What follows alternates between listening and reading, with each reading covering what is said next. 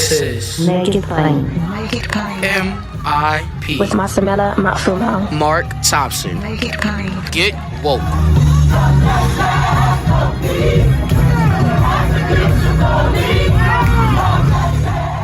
Ladies and gentlemen, we're happy to have with us on Make It Plain today as schools are beginning to reopen. Some have already reopened, and we've been seeing him a great deal in the news media lately. We'll talk about that, but he has been giving all the guidance that is necessary to school reopenings as we continue to navigate through this pandemic. He is the 12th Secretary of Education, and we're happy to have him again here on Make It Plain. Please welcome Secretary Dr. Miguel Cardona. Dr. Cardona, thank you, Mr. Secretary. Thank you for joining us. Thank you. Glad to be here with you. It's a pleasure to be here. So you have been pretty consistent when it comes to masks and precautions that need to be taken during school reopenings, correct? Yes. The message has been clear.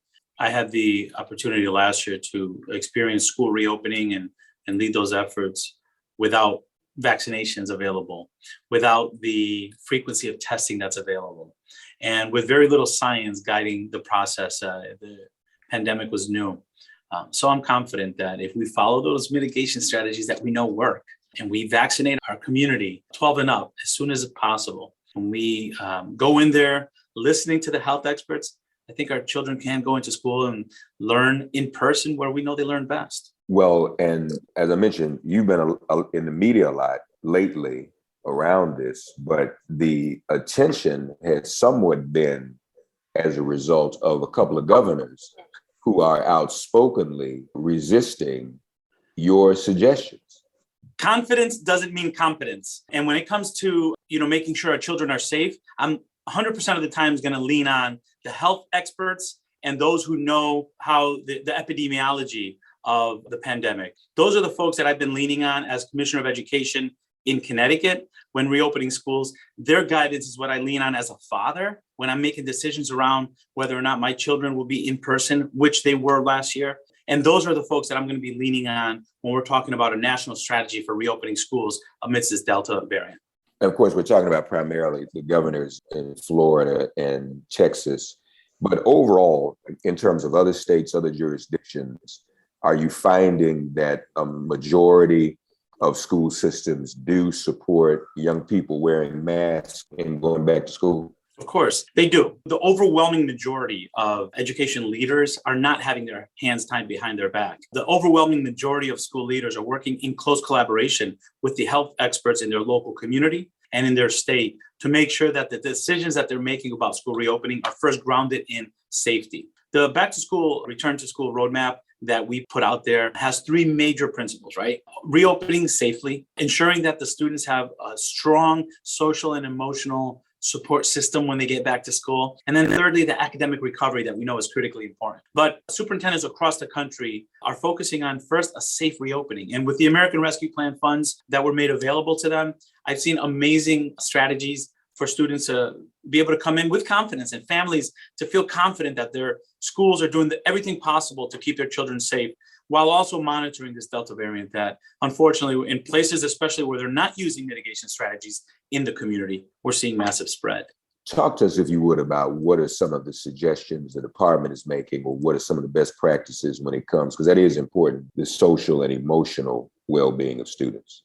Sure. So again, with the American Rescue Plan that the president pushed forward and Congress passed, funds are there for additional school social workers, additional school counselors. We know our students were impacted by the pandemic, and we know that in our Black and Brown communities, the impact was felt greater. The mortality rate was higher. The severity of infection and COVID was more significant. So we have to make sure that our schools are welcoming environments where our students can come in, and if they're upset or if they're just starting to reel back from the experience that they had for the last year and a half, there are people there that can listen, that can support them and help them be successful with their learning. So the funds are there. Schools are using their funds to do that, but also to communicate with families differently. We can't go back to the way we've engaged with families. We have to do better. We have to make sure families feel comfortable that their children are safe and that we're doing everything in our power to make sure their children are safe and learning and embraced in the school environment that they attend. No, of course, it is very important. More MIP after this message. You have also very boldly said to the governors of Texas and Florida, Mr. Secretary, that they should not want to be the reasons for schools closing again. Do you have any sense of what level of danger we're in? I mean, we are obviously dealing with this Delta variant. Are there very, very real concerns that this thing could get worse and we might be looking at schools closing? If poor policy gets in the way of education leaders and health officials doing what they know is right, yes. My message was very clear. Don't be the reason why schools are interrupted again. Don't be the reason why students are not able to access their extracurricular activity, the sports. Don't be the reason why the seasons are canceled, right? And it's not just about in the school. Schools close when community spread is high. Because if your community spread is high, we have teachers in that community, we have students in that community, we have parents in that community, and the children are going into the schoolhouse. So it's not necessarily that it's spreading within the school, but if your community spread is high, which it is very high in Florida, there's a greater likelihood that it's going to impact the functions of a community, which schools are a big part of. So that's my message to them. And we're seeing it. You're seeing it in the hospitalizations. The fact that we have nurses talking about ICUs being filled up, that was last year's problem. We shouldn't be doing. So it's to me, it's as much COVID spread as it is poor policy. And we're seeing it. And unfortunately, I do believe if it continues in this direction, we will see disruption to learning. Yeah, that's a good point. And lastly, you did mention academic recovery. What are some of the best practices or guidelines you're suggesting to jurisdictions about how to address that? You know, first and foremost, our students should be expecting a school year like no other. Last year was the toughest school year. This should be the most important and best for these students who are going to be re-engaging with their friends, connecting with their teachers after, in many cases, over a year's absence in the classroom. So we're excited about that. And what they should expect are additional staff so the ratios should be better. You know, class sizes should be reasonable, really. I mean, the funds are there now. Between the CARES funds from last year, the American Rescue Plan, we really need to make sure we're doubling down on resources for students. Students should have devices. They should have access to good broadband. We should learn from our mistakes last year, not mistakes, but of our inequities last year, right? The funds are there now to level the playing field. There's no reason why a student in 2021 doesn't have a laptop, Wi-Fi access, and quality curriculum that can raise the bar and give them a chance to thrive in their, not only their school career, for the rest of their lives. I'm excited about this school year. I know our educators have been waiting, and our school environments should be embracing places where families feel comfortable, students feel comfortable, and they're pushed to their highest potential. More MIP after this message. I know I said last, just one more question. Is there any conversation about schools some also serving as vaccination locations? One of the things that we're doing with the week of action that the president called is hosting pop-up sites throughout the country. I was fortunate Monday to visit a pop-up site in Kansas with the second gentleman, Doug Emhoff. And we saw a high school, leading the pack in that community. We saw high schoolers leading the charge in that community. And we're asking across the country, all schools to consider being a vaccination site.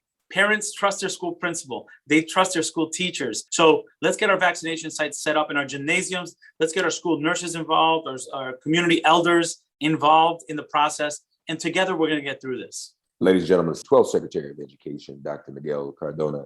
Dr. Cardona, Mr. Secretary, thank you for joining us. My pleasure. Okay. Appreciate all My your pleasure. hard work. All right. Thank you, sir. Ladies and gentlemen, all roads lead to Washington, D.C. this August 28th. We invite you to join us at the Lincoln Memorial, the site of the Great March on Washington in 1963. As we make some good trouble, we'll be having a Make Good Trouble rally with a number of organizations, and we're going to be dealing with the issues that affect us all: voting rights, D.C. statehood, ending the filibuster, H.R. 40 and reparations, raising the minimum wage, canceling student debt, reimagining public safety and policing, ending mass incarceration, ending gun violence, and funding peace and nonviolence efforts, reforming immigration and creating a pathway to citizenship for all undocumented people, resisting racism, the war against women, the ongoing war against women, and all of the other phobias that we're facing in our society. And of course, we want to address reversing climate change and building a green economy. We'll be dealing with all of those issues at the Lincoln Memorial, August 28th in Washington, D.C. Please, we hope you can join us to make some good trouble. Thanks for getting woke and listening to Make It Plain. Please remember to listen, like, and wherever you get your podcasts, please give the show a 5-star rating. And please do spread the word. Let's all continue to pray for each other during this pandemic and this police-demic. If all hearts and minds are clear, it has been made plain.